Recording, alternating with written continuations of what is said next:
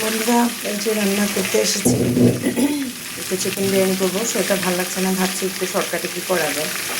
তো সব রেডি করে নিয়েছি। এটা যেতে ব্রয়লার মুরগি একটু হালকা ভেজে নিচ্ছি। আর এখানে যে সব আছে, সব রেডি করা আছে। তো আসলে কখনো কখনো সব সত্যিটা জানার পরও চুপচাপ লেখাটাও শোনা দরকার। কিছু মানুষ কতটা নাটক করছে সেটা জানার জন্য। আপনার পিছনে যারা আপনাকে নিয়ে সমালোচনা করে তাদেরকে আপনার পিছনেই রাখেন, কারণ এরা আপনার পাশে থাকার যোগ্যতা রাখে না। এটা স্বার্থপরের যুগ। অতিরিক্ত সরল